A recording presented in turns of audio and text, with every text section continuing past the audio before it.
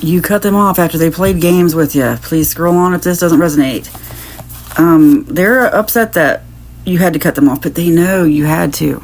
Really, they know that. I don't think they ever will admit it verbally, but they know that. They know there had to be a big change. You got to accept what you cannot change, and big changes. Look, I think you've just finally had to put yourself first and accept that you deserve better than this. They were just, you know what they were doing behind your back. Never going to give you up is how they feel. Even if they're with someone else, I think this person might still reach out to you. And they've got some big changes going on in their life that they can't keep up with. Obstacles in their way. Whoa. Okay. I don't know what kind of obstacle, but it was something that you could have helped them with. They miss your spiritual protection. Why did they do this to you then? Oh, yeah. Let me pull some more cards. A lot I could say about this. I think some of you, if you follow me, I have a feeling you're probably getting the same energy I am from this. I feel like this is a less is more situation. But anyway, let me pull some more cards. They fumbled a bag. Yeah, this sort of confirms everything I was thinking. I know I fumbled a bag. They know that you had to cut them off. You just finally had it. Distance. You put the distance between you. This is what you did. You moved on.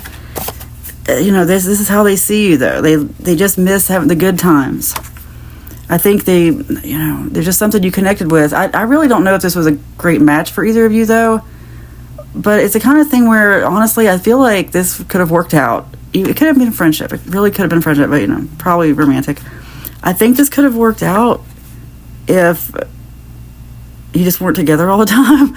Unfortunately, sometimes what happens is, sometimes, crazy enough, long distance actually works for some people. People who want to be alone most of the time, or maybe open relationships, but people who don't need to be all up on each other, they can go, just seeing somebody once in a while. And I think this is the kind of thing where it could have worked out if you weren't codependent, but you both have a codependent streak, or at least they do. I think, and maybe codependency has just happened to you a few times. I know what that's like. I'm allergic to that now. Anytime I feel that coming my way, no, and I run in the opposite direction because I like my freedom.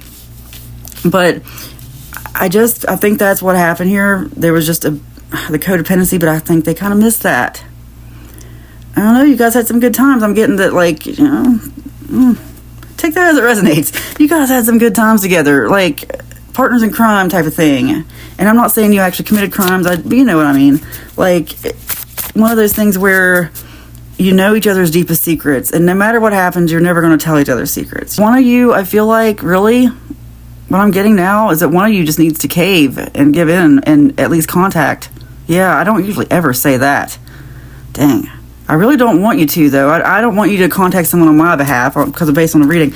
But what I'm saying is, I feel like, this energy started in one way. Yeah, they know they fumbled, but I think there's a part of you, too, that hasn't given up. And this doesn't have to be for everybody. You don't have to let me know in the comments. It's not you. But I think some of you haven't given up. Like I'm saying, the bag. You were the bag and they fumbled it. And I think you both see it that way. I think you're both kind of like, why did you do this? But, okay, you attract healthy relationships and you attract love. This just wasn't healthy. When you got together, something happened. I feel like you kind of brought out the worst in each other. But it, still, the fumbling was them. And you had to accept it. I really think this was probably very heartbreaking. So what's the point of this reading, huh? Look, it's to encourage you. Maybe they've contacted you, thinking about you. They've had some big changes. Just know that if you're thinking about them, they're thinking about you. I'm not trying to give you any kind of false hope here because I don't know if this person's capable of change. But I think, here's what I'm getting from this, is that you're brave to face this world without them. And I know that's a hard thing to hear. Because if this person's meant to be in your life, start manifesting them. I'm sorry to say that. You got to start visualizing it. If that's what you really think is going to happen. If not, or, just ask God to take that desire from you, because I think that's what's going to happen. This is something, for some reason, I'm just getting a feeling that two people are really holding on here, but they haven't communicated because there had to be some distance. And I don't even think if you did communicate, it's not going to go well.